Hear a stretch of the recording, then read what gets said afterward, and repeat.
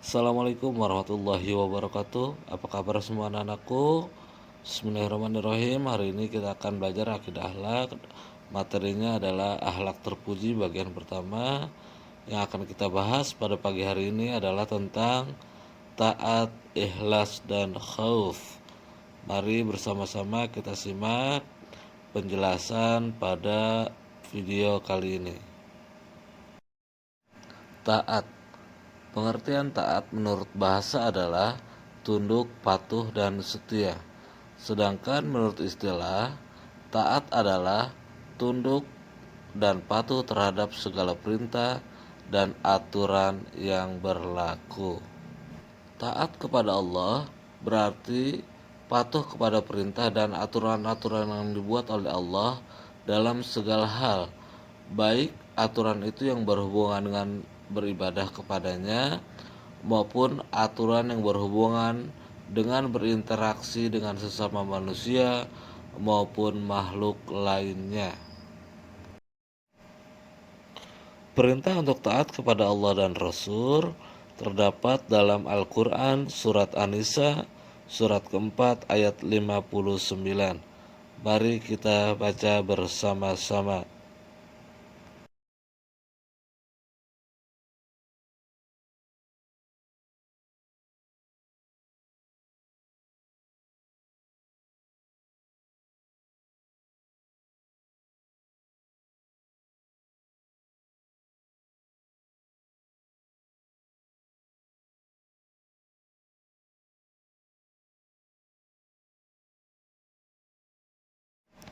Dari ayat di atas dapat kita simpulkan bahwa kepada siapa saja kita harus taat.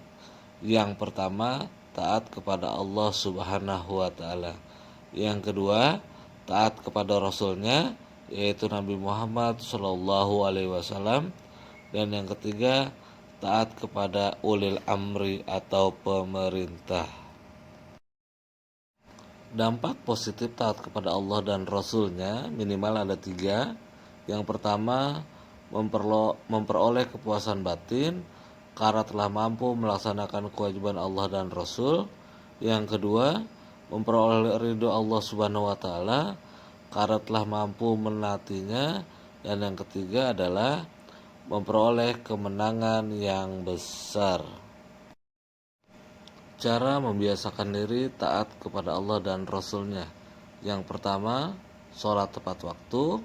Yang kedua, melatih diri untuk berdisiplin dalam berbagai hal. Yang ketiga, selalu mentaati peraturan.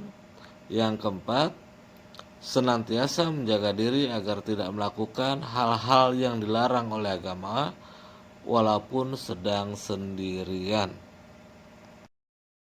Yang kedua adalah ikhlas.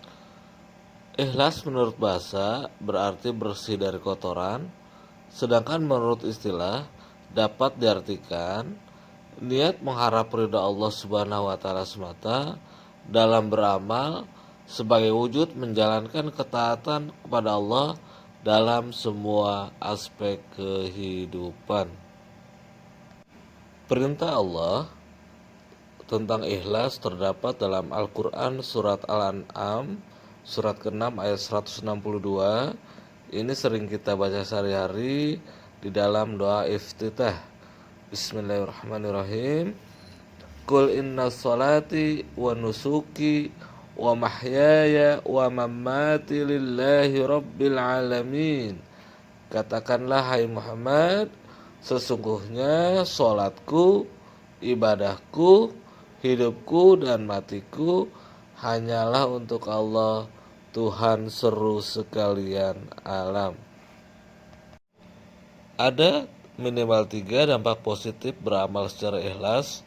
Yang pertama, memperoleh kepuasan batin karena merasa bahwa yang dilakukan sesuai dengan kehendak Allah Subhanahu wa taala.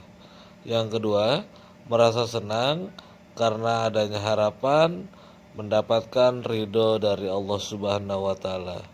Yang ketiga, dapat menjaga kerutinan dalam berbuat baik, dalam beribadah walaupun sedang sendirian dan tidak ada yang melihat kita.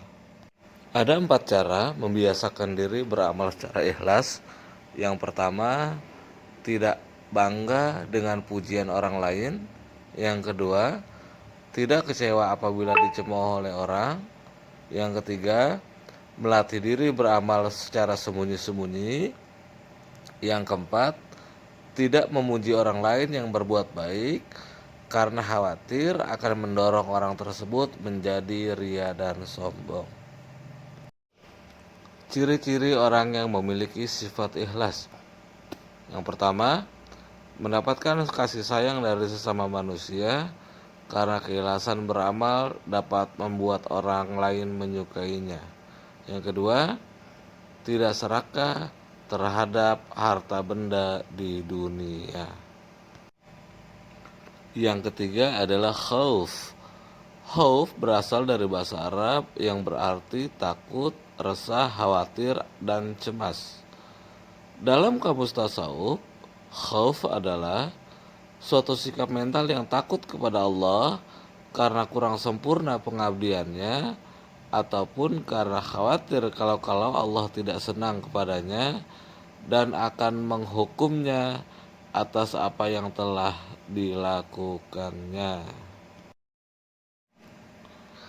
Dalil tentang khauf sebagaimana sabda Rasulullah sallallahu alaihi wasallam, "Fa wallahi inni la'lamuhum billahi wa asaduhum lahu khasyah." Rawahu Bukhari wa Muslim. Yang artinya, demi Allah, sesungguhnya aku adalah orang yang paling tahu dengan Allah dan paling takut kepadanya. Hadis riwayat Bukhari dan Muslim.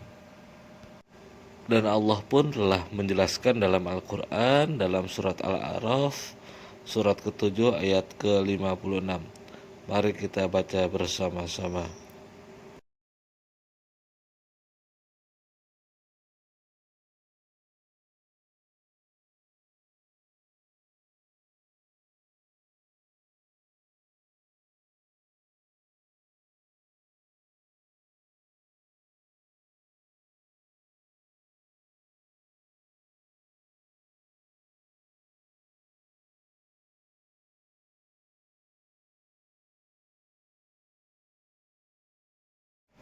Yang dimaksud rasa takut dan penuh harap pada ayat tersebut adalah, yang pertama, takut akan dilepaskan oleh Allah dan hidup sendirian sehingga tersesat dari jalan yang benar.